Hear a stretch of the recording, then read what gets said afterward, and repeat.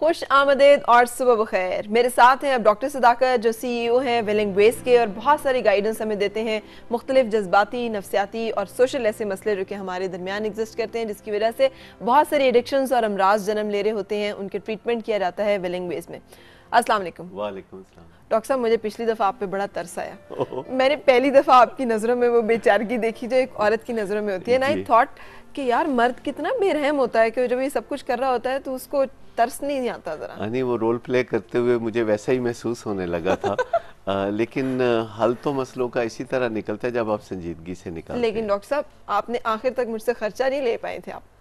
देखिए, कामयाबी होना एक अलग चीज़ है और सही चीज़ करना एक अलग चीज़ है। सही। सबसे पहले हम सही चीज़ करते हैं। हम पर जिम्मेदारी जो आती है वो ये है कि हमारा जो एक्शन है या तर्ज अमल या हिकमत अमली सही होनी चाहिए। सही। उसका नतीजा भी सही निकलता है ज़्यादातर। अगर कभी ना भी निकले तो आपको ये इत्मीनान होता है कि आपने गलत काम नहीं किया था, आपने सही हिकमत अमली अपनाई थी। सही। अब मुझे ये बताइएगा, जैसे एक सही हिकमत अमली आपने अपना ली, आपने ज़्यादा से ज़्यादा 1 साल कर लिया, 1.5 साल कर लिया, 2 साल कर लिया, अब आप सही चले जा रहे हैं, अगला बंदा अपनी रविश नहीं बदल रहा और उसकी वजह से आपकी ज़िंदगी मुसलसल मसाइल का, तो कितने अरसे फिर आप वो सही स्ट्रेटजी जो है उसके साथ चलेंगे?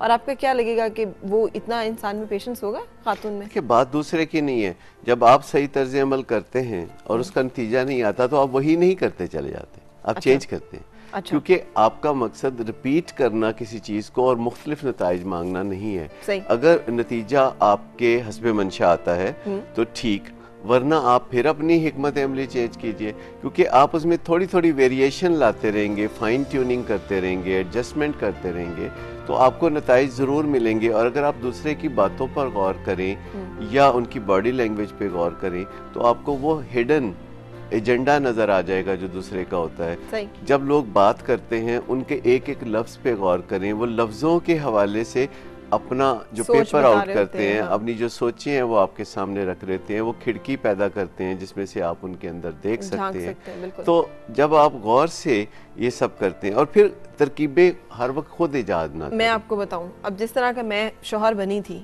जो बहुत कॉमन तो नहीं लेकिन खासे कॉमन है, अब आपने मेरे अंदर झांक लिया, आपको मेरे अंदर एक इंतहाई गंदा, एक इंतहाई बदसूरत, एक इंतहाई स्टूपिड, एक इंतहाई नाकुसल अक्ल किस्म का शख्स नज़र आ गया है कि जिसकी कोई लॉजिक रीजनिंग नहीं है, जो कंट्रोल और अथॉरिटी करना चाहता है ताकत के ज़ोर पे और गलबा अपना और तसल्लुत कायम करना चाहता है अपनी कमज़ोरी को एक्सप्लॉइट करके दूसरे की। अब ऐसे शख्स की आपको इज्जत भी करनी है क्योंकि आपका मज़हब भी यही कह रहा है और आपका माशरा भी यही कह रहा है, और आपको उससे मजबूरी एक और भी है, प्यार भी करना है। तो ये तो बड़ा मुश्किल काम है। देखिए, ये मुश्किल काम है, लेकिन आप इसे यहाँ से शुरू करते हैं कि ओरिजिनली उस शख्स को आपने अपनी ज़िंदगी का साथी बनाया क्यों था। अम्मा अब्बा ने कहा था। कभी ये भी होता है तो अम्मा अब्बा ने भी कुछ सोच के ही बनाया होगा ना, उसमें कोई खूबी देखी होगी आपने या आपकी अम्मा अब्बा ने देखी होगी। तो वो जो बुनियादी असली खूबियाँ हैं, जो असली वजूहात हैं जिनसे आप मियाँ बीवी बने थे, तो उनको दोबारा जब आप याद करते हैं तो आपको एक अच्छा आगाज़ मिल सकता है। दूसरी बात यह कि जो भी मसला मियाँ बीवी को या किसी इंसान को दरपेश होता है, ज़्यादातर इम्कान है कि उन मसलों का हल अब तक निकाला जा चुका है। आपको व्हील दोबारा इन्वेंट करने की ज़रूरत नहीं होती। ठीक है।